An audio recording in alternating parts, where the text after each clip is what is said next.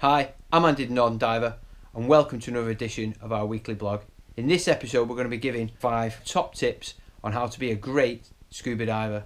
Tip number 1, plan your dive and then go and dive that plan. Do some research. First of all, I'd get interested in a particular dive site. We'd look at different magazine publications that we get. So Dive Travel Adventures, this is about different dive trips around the world. Scuba Diver magazine is written by scuba divers about scuba diving all around the world. And then Scuba magazine, part of BSAC's sort of membership package. This is again dives around the world and in the UK. A bit of an insight to the different dive sites that we as scuba divers can go on. How can we then find more information about it? These sort of dive guidebooks. You know, if you look specifically at this one about Malta, there's quite clear drawings and depths and sort of areas that could be of interest to you as a diver. You also see the different pictures of the entry and exits.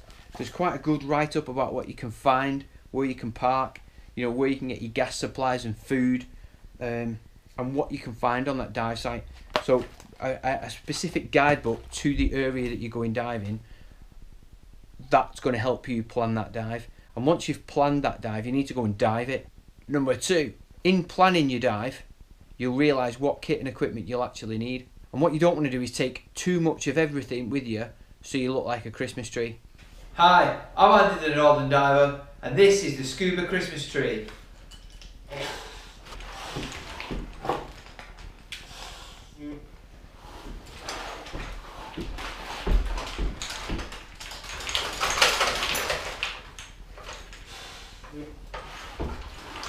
So many times I've been on a dive site, certainly on a training area like a quarry, and you see new or inexperienced divers and they've got every bit of kit that the dive show.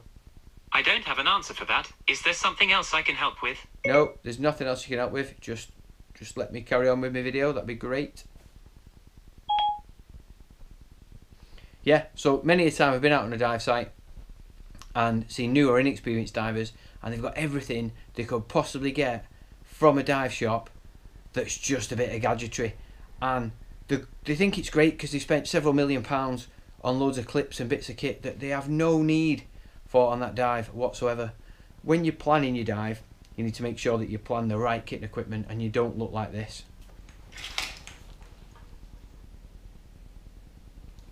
That leads us on to number 3. So the kit and equipment that you do carry, you need to make sure it's actually suitable for the kind of diving you're going to do. So if you were diving 3 or 4 times a week, the kit and equipment that you may carry might be a cheaper variant of something else that's available. It's not going to stand up to 3 or 4 dives a week, 52 weeks a year. So try and look at getting some longevity from this valuable kit that we're buying. Let's be honest, scuba diving is not cheap. So if you buy cheap equipment, it's going to last for quite a short period of time, whereas if you invest a little bit more money, you'll get a lot more longevity from it, thinking that if you buy cheap, you'll be buying twice. Number 4, so whilst planning your dive and you work out what kit configuration you need to be well experienced in certain drills. If you can't hover, then perhaps you need to revisit that skill. Look at your kit and equipment configuration, go and do a buoyancy and trim course, because if you're no good at buoyancy and trim, then you're not going to be able to take your mask off in sort of mid-water where it's coloured and you've no visual references other than your dive computer. You're not be able to take your eyes off that, so you'll be looking at that all the time, trying to don and doff this mask, and then how hard is it going to be then when you put your DSMB up? It's even harder. So you need to specifically get in touch your buoyancy and trim, get that sorted, and then practice all the other skills, and then they'll all fall in line with you planning a dive. Use your kit, for instance, a mask clear, putting up a delayed surface marker buoy. There are a couple of skills that people are either frightened of doing because the buoyancy and trim's shocking, or because it's cold, or because they just can't be arsed. If you don't take your mask off anymore since you've been training, get it off. Get it off on every dive, fully take it off, and then put it back on.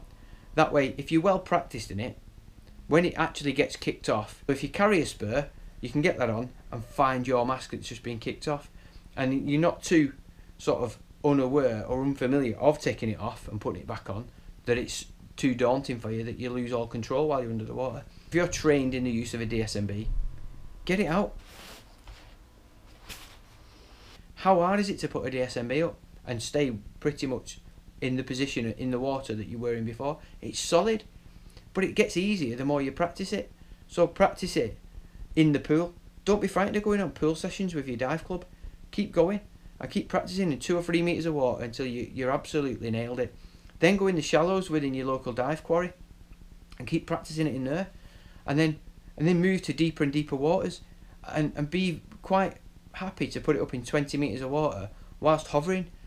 When you're on a training dive, get it out, send it up, be used to using it.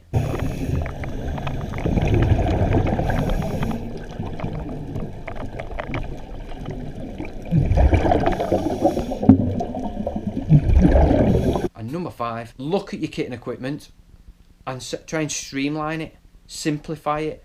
So if you've got a need to take 3 torches in, can you put them in pockets, whether it be in your dry suit or it be in your BCD or on the straps of your wing, so they're accessible at all times and very easily, so they're not dangling off your kit and then having an impact on the environment that you're diving within. So if you're diving on a dive site that's full of seagrass, full of seahorses, and your torches or DSMB reels or whatever are dangling 2 foot below you, they're just going to drag through all that, perhaps through the sediment that's below the seagrass, and kick up all the viz, probably kill all the habitat, we'll have no seahorses left, and by the end of the week, all the world's dead because you've killed the environment that you've been diving on.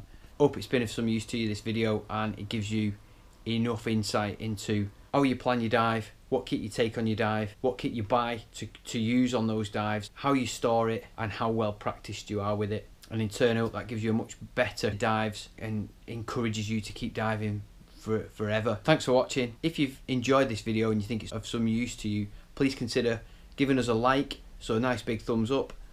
Hit the subscribe button here, or over on this side you can always see one of our dive videos, and then the last video I posted, which was about dive expeditions.